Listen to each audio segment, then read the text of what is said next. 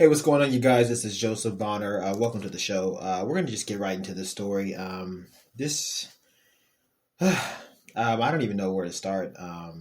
It's such a heartbreaking story, but I think really illustrates the times that we're living in right now. This story was published by Eduardo Medina on October 17th, 2021 at 6:32 p.m. Eastern Standard Time. And it is a situation where a woman was raped on a train, and nobody on the train stepped in to intervene to help her, according to this New York Times article. And I'm just going to kind of get into the story here, what Mr. Medina reports on here. He says, while the woman was being raped on the train near Philadelphia Wednesday night, it says the writers were watching this happen. No one stepped in to help her. No one called 911 either, which is heartbreaking. The man was later identified as Fiston Ngoy, so at least they were able to identify this man. He sat down next to the one around 10 p.m. on the train. I'm not going to give you too many more details on exactly how the train was headed. I just don't think it's important at this point. He started, he sat down next to her. He started to touch the woman. She pushed back. She tried to stop him, and then he raped her. He ripped her clothes off, and the assault lasted. Now, here's what's, I'm like, this is really heartbreaking, you guys. The assault lasted for 8 minutes, and what angers me about this is that, again, for that entire 8 minutes, no one on that train stepped in to help. Now, he's 35 years old. He's being charged with rape, sexual assault, aggravated indecent assault without consent, among probably multiple other crimes. He was homeless. He set his bail set at 180,000, which, whatever. At this point, the only reason why somebody was able to step in and intervene is that I think a lady who worked for the transit company.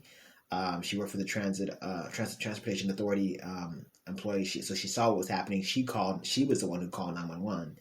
And then a police officer came onto the train, and he stopped it while it was happening. So shout out to that officer.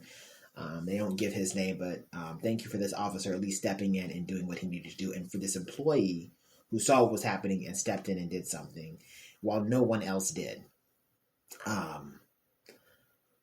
I can't even really fathom what this poor woman must be going through right now. To know not only to be assaulted, but to know that you're in an environment where no one stepped in to help. And it was multiple people on this train. It wasn't like one or two people. It wasn't like crowded either, but it was enough people that could have band together and stepped in to intervene. Now, there are reports that somebody may have recorded, or passengers may have recorded the incident, but that those reports have not been confirmed. If that is the case, police are looking at prosecuting. They don't know exactly how they would prosecute that, but they would. There are no laws against not intervening in something like this. So, although I'm sure people would want to come after them, the people who didn't do anything on that train, there aren't any laws necessarily out there to make people get involved. It's just kind of like you expect people to do the right thing. Now, obviously, there are certain reasons why some people may not get involved. Fear of retaliation, maybe even, thinking, oh, somebody else will step in and get involved. But like for no one to step in and get involved, no one. It's heartbreaking, you guys. I'm not that old. I'm only 38 years old. So I haven't been on the earth necessarily that long. But when I was a kid, something like that would have never happened. Right? You don't have to be an old person to realize that that's just like we're living in some different times. This is not, it wasn't even like this 5 years ago. Like, this is insanity. This is the new world we're living in. It's insane. So I do this report, number one.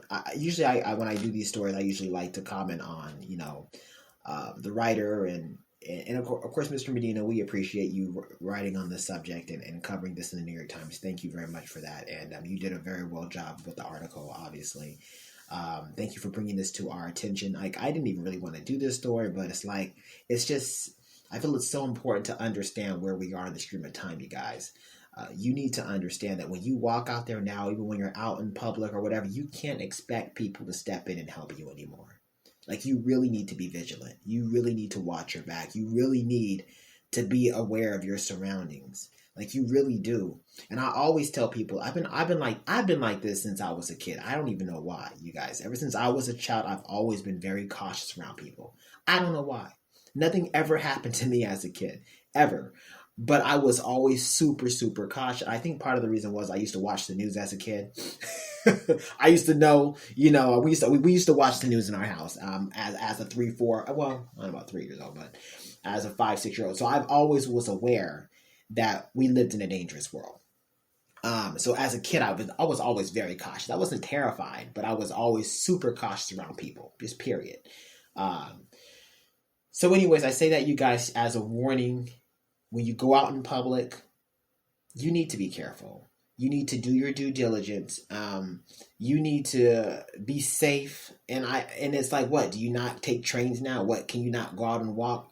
You have to. We have to live our lives, right? So I just want you to understand that this is the world you're living in, and that someone may not always come to help you, which is heartbreaking, heart-wrenching.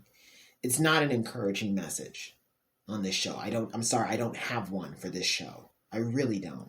My message to you is take care of your family, be safe. And I do want to say this because, how do you not say this on an episode like this? If you see something, get involved. Like, to this extreme, are you kidding me? And for no one to say anything, you have an obligation as a human being to help your neighbor, to step in and make sure that people are okay. Now, I'm not saying that you want to get involved in every single little scuffle or fight you see. I'm not saying that. But something like this, I mean, come on. Come on. I don't even know. You guys, I'm sorry. I know I have no words of encouragement at the end of this show. But hopefully you guys will take this episode and just really examine your own personal lives. Just examine areas in your own life where you can be just more safe, more careful, please. And that you question if you would have gotten involved, if you would have stepped in to help somebody else. If you evaluate that, that's the first thing I did. I'm like, would I have stepped in? And I already know I would have. Like, that's not even a question. I think I would have been, first I think I would have been shocked that it was happening. So I think there would have been a little pause. Like, is what happening? What I think, is this real? I think I'd have been like, is this real? So I think there would have been a little pause and hesitation because I would have been like, this can't be real. Then once I determined it was real, then of course I would have stepped in. I just can't imagine not. I've always been that way. Irregardless of fear. I don't care about fear. Like, you can shoot me, kill me, I don't care. Like, I'm going to step in, period. But that's me. Like, I've always been that way. So I don't expect people to have that mentality. But at least, you guys could have band together on the train and stepped in. They could have got together as a collective and stepped in. They didn't even do that. So I surely don't want to be on a plane being hijacked with those individuals. Gosh. Dang. You know what I mean? You'd be on your own. So, you guys be safe, please. This is Joseph Bonner with the New York Times Review. I'm saying take care of each other. Much love.